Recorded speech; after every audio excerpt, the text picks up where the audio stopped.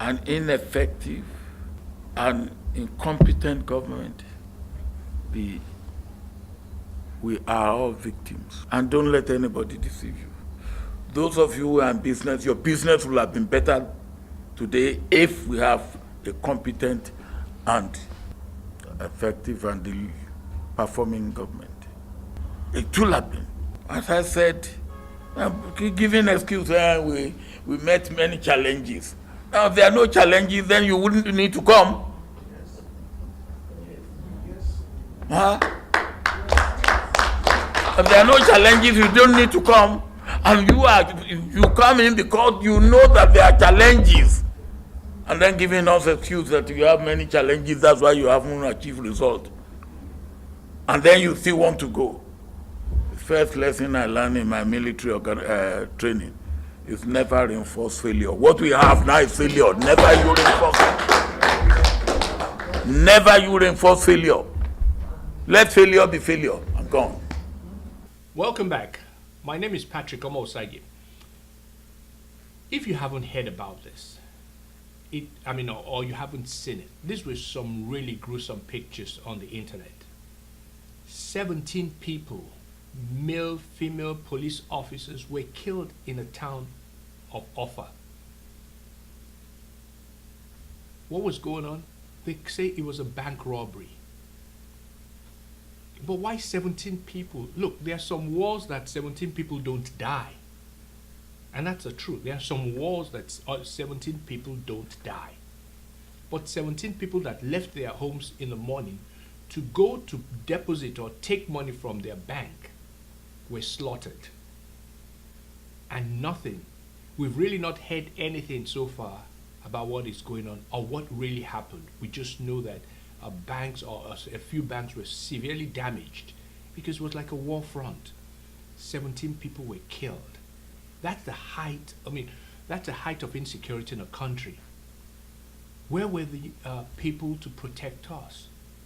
Apparently, there were no. I did see some dead officers on the floor too. In the gruesome pictures that I'm talking about. Look, if you don't have a stomach for things like that, don't bother go checking it out. Just believe me. But 17 people were killed in a supposed bank robbery in Offa in Nigeria. It's a shame that this insecurity continues to plague the entire country. There are kidnappings. Of course, we still have the incidents of Boko Haram or whoever kidnapping young girls and then returning them, obviously, after ransoms have been paid and all that. All these are the things that we really elected President Buhari to try to take care of. Look, and I know people would say that he's not been given enough time, but nothing seems to be changing. This is a country that really can't wait for eternity, for things to really. How long are we going to wait? I remember as a young man, maybe in 1970 was the first time the lights or the power in the house I lived in flickered, and it meant nothing because the light came back on right away. And then, it will go to times there was 3 hours on a Sunday or a Saturday, and they'll say, well, they were fixing something. And it got worse. It just never seemed to have stopped. From the first time I remember that the light flickered, there was a flicker, and then, my dad had to explain to us, maybe, something must have happened. And then 3 hours on a Saturday, and then 1 day without light, overnight without light, and over the years it just got worse. And we still don't have power today. I don't think we need these kind of situations anymore. Solving problems, can be done, I don't want to say internationally, but there are so many ways, things that you see, really for us living abroad, that things can be solved. But I don't know about Nigeria, but that's where the country we come from. We love the country dearly, but I think we need to move on. And I'm going to also move on. But before I do that, let me take another quick break. When I come back, I'm going to touch on another Nigerian situation that I think, I'm not a big government person. I don't want government getting involved in our everyday lives, especially in private business. But something has happened in Nigeria in the last couple of weeks that I think government should really take a look at it and try to solve this problem, if it is true. And that's the caveat, if it is true. So I'll take a break and I'll be right back.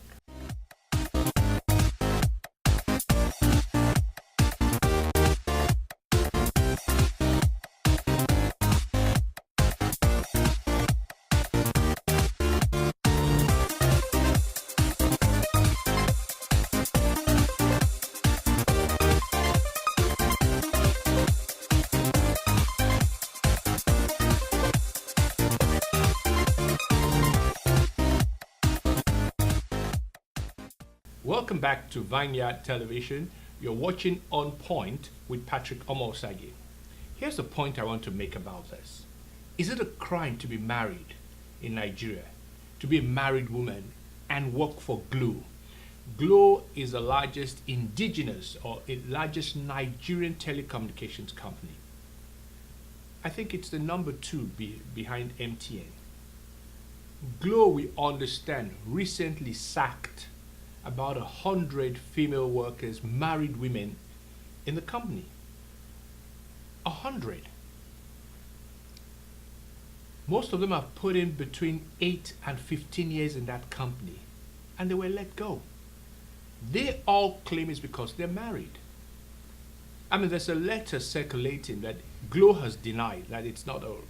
But then, what I always say, if you deny something, you got to show proof otherwise. Glo should show a sample of the sack letter that these ladies were given. That's all that should happen. But here is why I'm saying that this is something government has to get involved in. If this is true, companies should not be allowed to get away with this kind of behavior. What are we trying to say here? That women, because they are married, cannot get the job done? What kind of job is it that women should not be allowed to do? Why do you want women that are unmarried? They can travel at the whim. You know, if you say, let's go, you got to go. I know married women come, I use the word baggages, but in a nice way.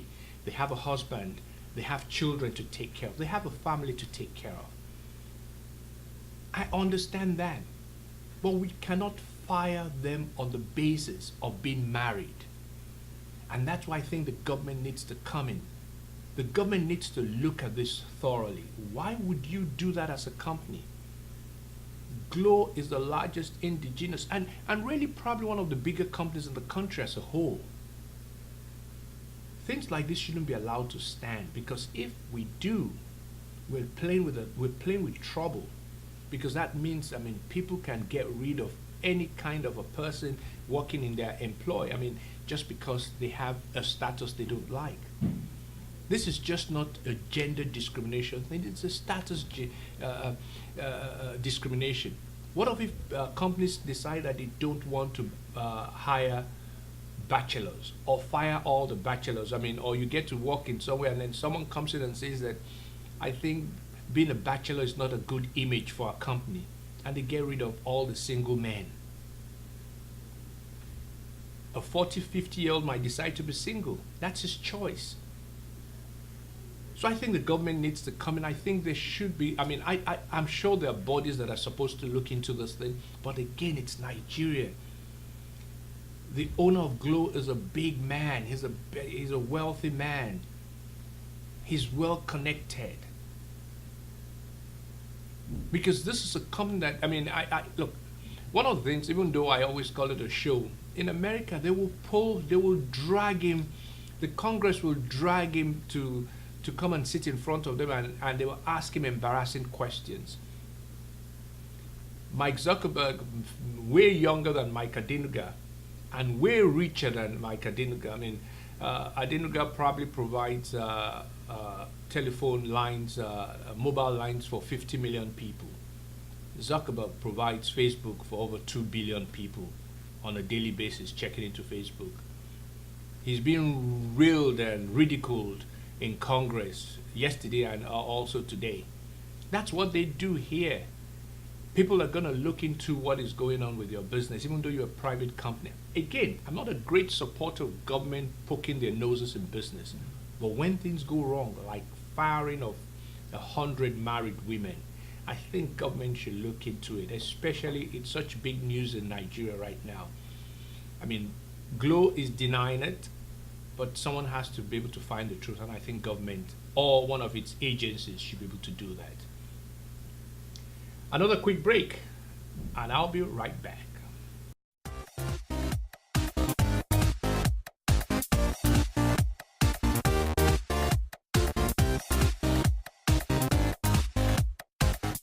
Welcome back. You're still watching On Point with Patrick Omosagi, and this is Vineyard Television here in Houston. I teased you at the beginning with, and I use the word tease kind of in a joking way, but I did mention something at the beginning, and this is a very serious issue. I did mention that the city of London has had more murders than New York City. And it's not as if New York is a deadly place, because New York has really been cleaned up. But for London to have that, than New York, it's kind of shocking. Both of them are great cities. Visitors love those cities and all that. But there's something alarming starting to take place in London. And it's really affecting the Nigerian community. This year alone, 9 Nigerians, and I use the word Nigerians not lightly, but really 9 British-born Nigerians have been killed. All young men, all under the age of 25, have been killed in London. What is going on? Can it be about the neighborhoods in which they stay? Is it about drugs and its dealings? Is it about gangs? The London police, Metropolitan Police, say this is really about gang wars. I don't know. The message coming out there is a little bit sketchy. I've spoken to a few friends that live in London, and their take is slightly different. They think it's more of a social thing. It's more of a cultural thing. That Nigerian kids, even though they're growing up in neighborhoods that are not the best neighborhoods, are being targeted more because of their background. That they're different from most of the kids they hang around with or they go to school with. They're different from most of the people they work with. So there's a kind of a target on them because of that background. That is something I still need to look into and really even think about. What could that be? Is it that they're better educated? Is it that their parents are doing better than the parents of some of the other kids? I don't know. But that's what one of my friends wrote to me about. That it's more of that difference that is causing, that's putting a bull's eye on Nigerian kids, because it's alarming. 9 kids of Nigerian heritage this year alone in London have been stabbed to death, have been beaten to death, have been shot to death. 9. That's alarming. And it's also very frightening. And I don't think the London mayor or the London police know exactly what they are into. Because I'll say this, the London government, London police really believe this is more about gang wars. Now, I would say this, having lived in Chicago, where I'd say this, it's a gang city. If the police should let this continue to go on, it almost becomes an uncontainable fire. Because gang wars are about retaliation. So every time someone is killed, you can expect another murder in 24 hours. In Chicago today, people are even being killed at funerals of another gang member that was killed, because they know that the gang members of that was killed are going to all be there at the funeral, and there's always going to be another shootout. London had better be very careful. And my advice to my folks, Nigerian parents, you'd better have to start to find a way to move to better neighborhoods. It's something we do here in America all the time. We climb the ladder. We climb the social and economic ladder. That's one of the beauties about America. Almost all of us that came here at some time, I'm not going to say we're at the bottom of the ladder, but we found a way to continue to move up gradually and better our lives and better the lives of our kids. That was the goal of coming out. That was the goal of leaving Nigeria, was to better our lives and better our kids. So that's my advice to Nigerian parents in London. But it's really, we're in an alarming situation now. It's an alarming thing that 9 kids of Nigerian parents, of Nigerian heritage, have been killed this year alone in London. And that London generally has had more murders than New York City. Now, normally everybody says, oh, the reason there are murders in America is because of guns. Practically all the murders that have happened in London are with knives. I'm expecting them to, at one time, start to think about how they will ban knives in London. That might be a little bit tongue-in-cheek, but you understand what I'm saying. It's not the knife, it's not the gun, it's the person, it's the people that use them that are to blame. One last break. When I come back, I'm going to pay a little bit of a homage, which I don't do a lot. It's not as if I'm a big fan of hers, but I kind of sympathize with her. I'm going to pay homage to what some people say a very great woman of Africa, Winnie Mandela. So I'll take a break and I'll be right back. Gigantic tree has fallen were the words of President Cyril Ramaphosa in his heartfelt tribute to Winnie Madikizela Mandela on the evening of her death. Winnie Mandela lastly leaves a huge legacy. And as we say in African culture, a gigantic tree has fallen. She has been one of the strongest women in our struggle, who suffered immensely under the apartheid regime, who was imprisoned, who was banished, who was treated very badly. She seemed to have gotten over the health challenges that she was going through. Now she's gone, and in a funny sort of way, the nation was ill prepared for her early departure, and people are grieving very, very deeply.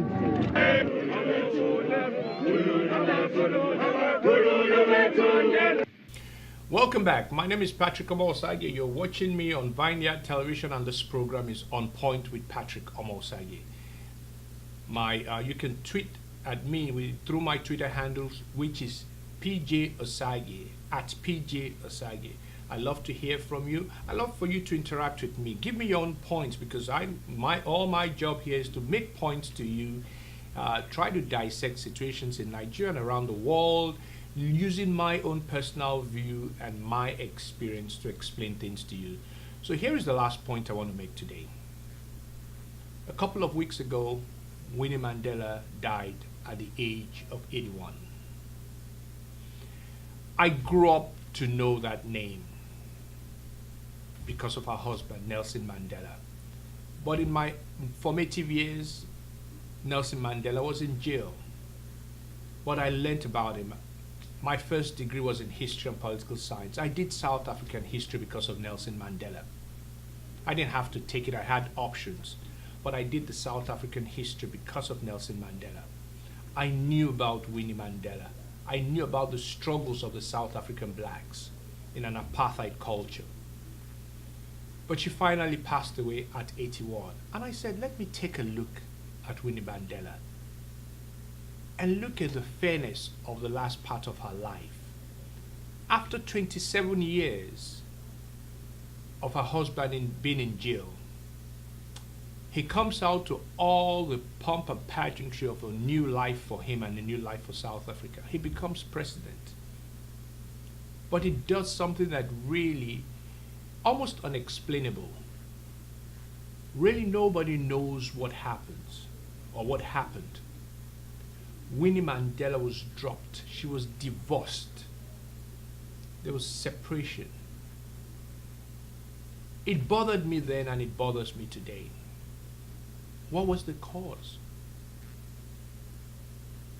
She was obviously young. If Mandela was alive today, I think he would have turned 100 now, this year.